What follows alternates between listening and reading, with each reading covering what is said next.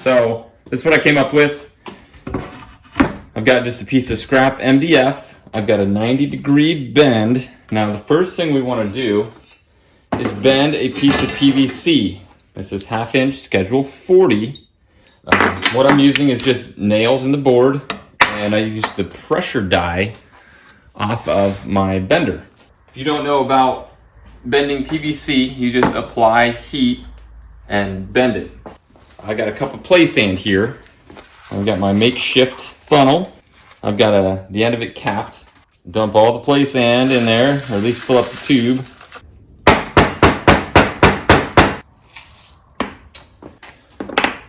Now you can't put the sand in the oven and then pour it in while the sand is hot, but that makes the whole tube noodly. And we just want to make one simple bend in it, not a whole bunch. And then we're going to take a heat gun. You want nice, slow, even heat.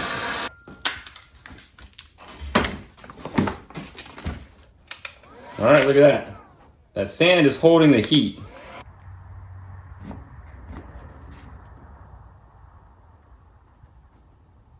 I'm just going to bring it on around nice and easy. If you rip it over there, it's going to start separating. You don't want that. Just nice, even, steady pressure.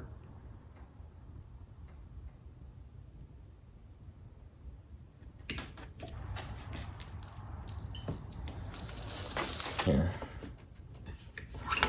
There we go.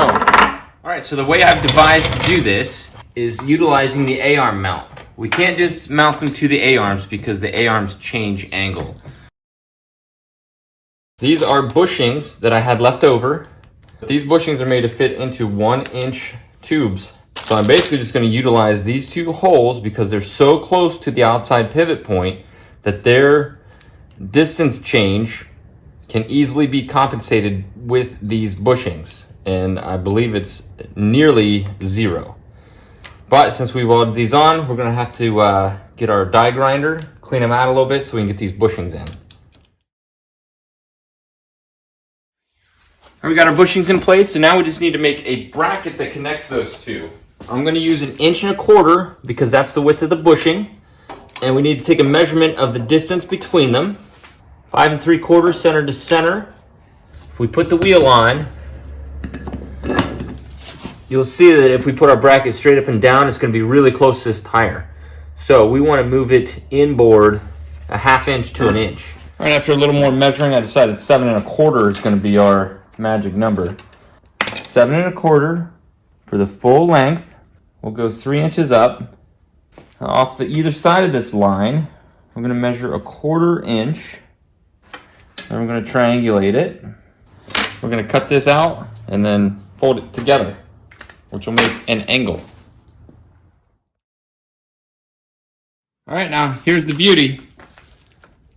Bend it in. Flip on your welder. Make sure it's nice and flat. Now if you break this off, you can just weld it back together.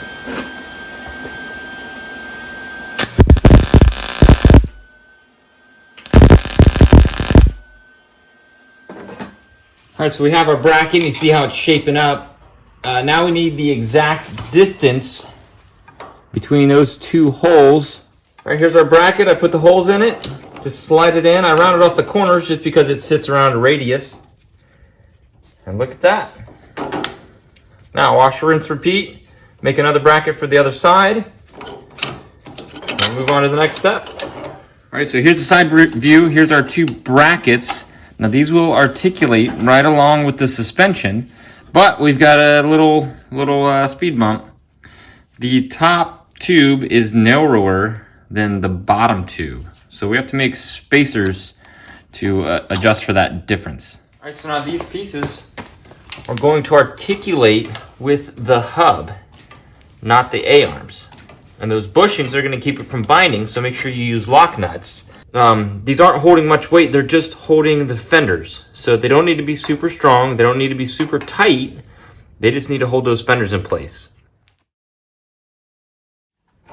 All right, so our next step is to get a piece of 1-inch tubing.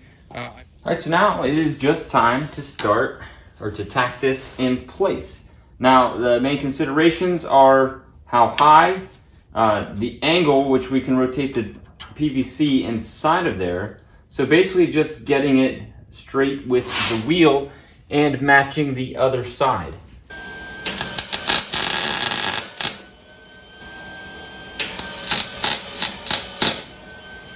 Now for the forward one, I just grabbed a piece of scrap tab. It's 1 5/8 inches long. I'm going to take this guy and weld it on the end because we need this facing straight up.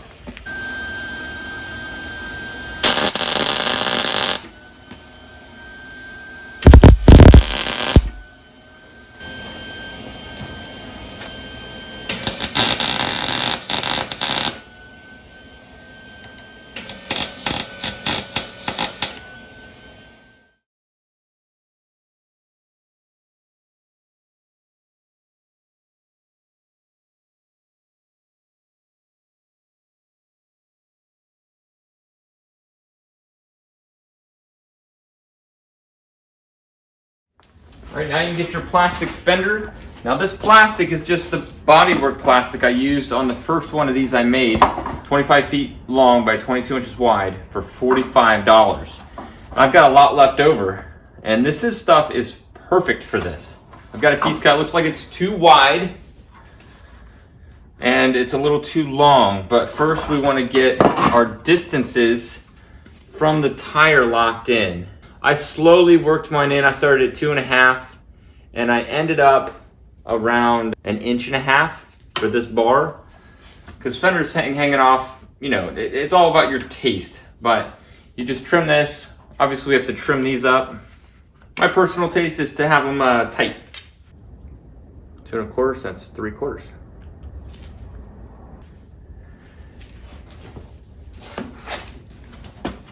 All right, now, when fitting up your fender, all I can say is take your time, and it's all personal preference, so I'm not gonna give you any of my measurements.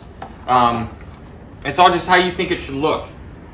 All right, once you get your fender in place, taped how you think it looks the best, and I'm just gonna secure this with some lath screws. So I'm gonna secure the front because I want that little gap there. So I'm just gonna make sure it's centered and attach it. And then I'll work out the back.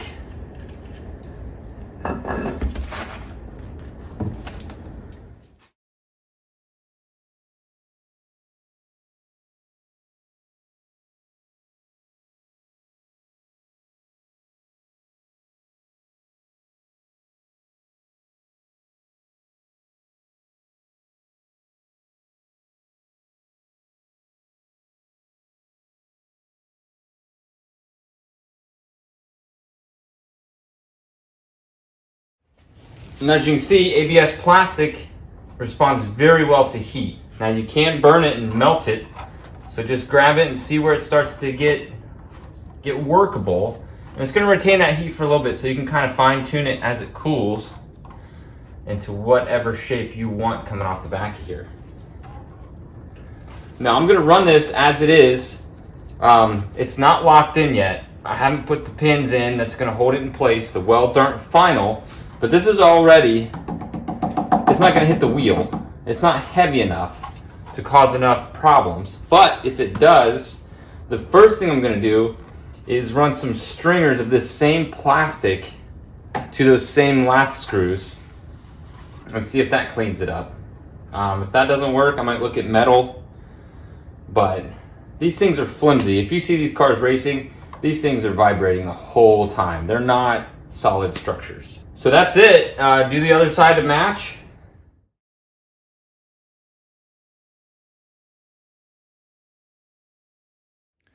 There we go. A couple of fenders on the back. All right, now the front wheels for the fenders is a little more difficult because we need something that articulates with the movement of the wheel. Like I said, these are ATV hubs. They're made out of aluminum, and I don't want to drill into them. And I definitely can't weld to them with my MIG welder. So we need to find 2 points for a secure bracket that will allow a fender to be put on here. Now there's all kinds of bolts on here. There's the A-arm attachments, there's the caliper attachments. The best two that I came up with is the upper A-arm attachment bolt and the tie rod attachment bolt. So I want to come off of that somehow, and I want to come off this upper A-arm bolt. Steel bar will just act as a washer. We can still get our castle nut secured and our locking pin in there with this in there. So I want to come off it somehow like this for one that comes vertical and one that comes off the back. Limitations we need to worry about is steering. If we put a fender on here, we still need to max out our steering and not get in the way of anything. So we need to find some pockets that allow us to get in there. Now here's a nice pocket, up here's a nice pocket. This is probably the worst place. And as far as the back goes, this little pocket's nice, but we're coming off the back. So this isn't a huge limitation. We've got a lot of space in the back. So let's cut a bar, put a hole in it, and see where we are.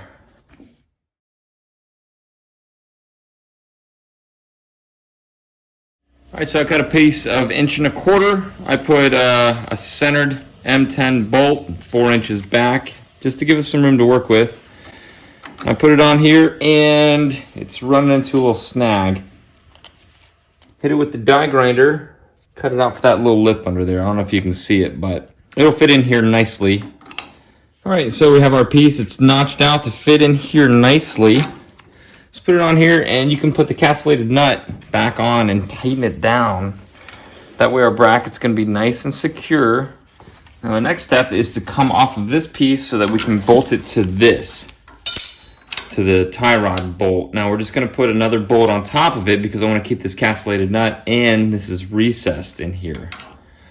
The angles don't quite line up. So what I'm gonna do, I'm gonna take a big set of pliers. I'm gonna put a little twist on this.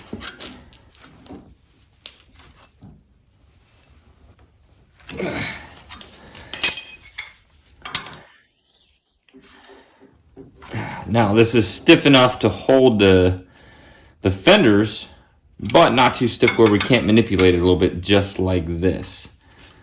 We've got our PVC tubing, and we can't run straight off of here because it'll rub the tire and we won't get enough contact for it.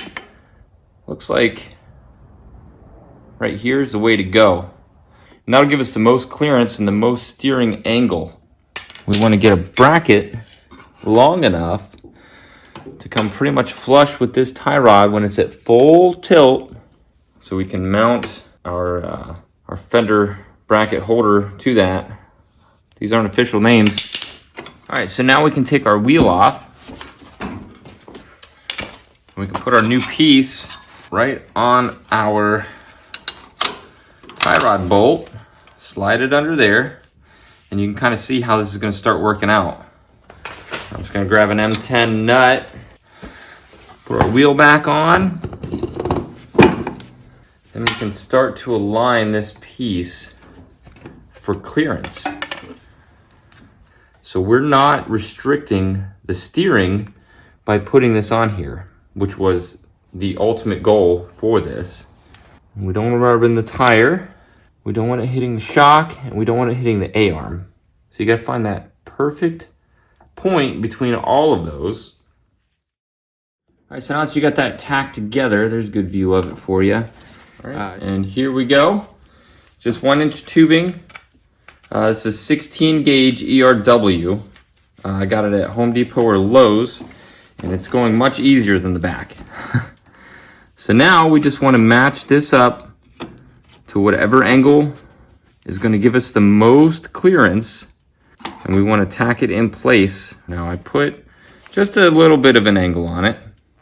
Now whatever you do, you want to match the other side. That is the most critical part of this, is matching sides so your fenders don't look crazy.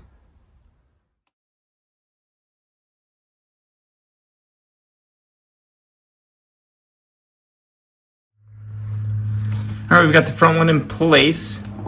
This whole bracket is pretty much done. What we need to do is just bend this back one down so we can come off the back for the rear support. I'm just going to draw a line here for where the bend's going to go. All right, as you can see, I just put a 90-degree bend on the back side. And I wanted to make this bracket removable, not just the fenders themselves, but the bracket's removable. All right, bracket is nice and firm in place. It's pretty solid. Put the wheel on again. Okay, so now we've got our front. We just need to align our rear. There you go. You can see your bent angle right there. If we put it directly off the back of that, it's going to rub the tire. So all we need to do is put it at a slight angle. And all we need to do is put a little more bend in our PVC. All right, so there's a good shot of our angled piece. Get our ground hooked up. Here is the angled piece, slightly angled. But then this is going to go right here. We'll tack it in place. And you'll have clearance from your tire.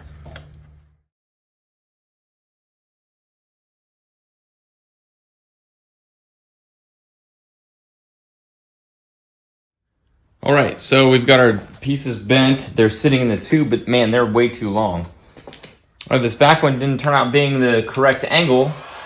So since it's already bent and we're only going to bend it a few more degrees, we can just add a little bit of heat and get it exactly where we want it.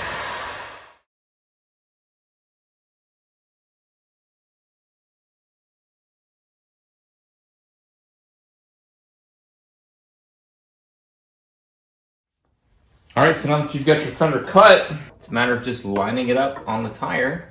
Now, my bend here is a little long, so I am going to cut a notch right out of here to give clearance so that I can sit all the way in without this gap. All right, so I got a little notch there. Just gonna slide it into position. I got my frog tape. Just kind of tape it in position where it looks good. I mean, these are functional, but they're going to be functional no matter how they look. So I take the time and make them look good. It's right where you like it. Make sure it's going to block all that mud. And once you have that, you can drill it in just like the backs. Tape the back.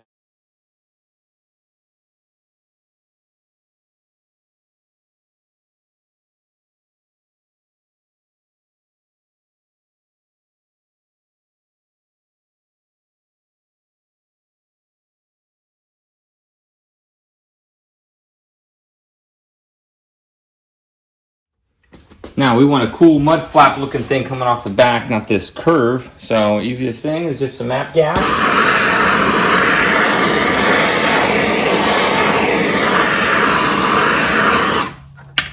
Nice even heat, you'll see it start to relax.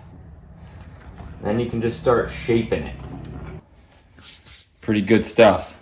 Now what you end up with are some really cool functional fenders that are going to keep the mud down, going to keep the dust down, going to meet race regulation requirements,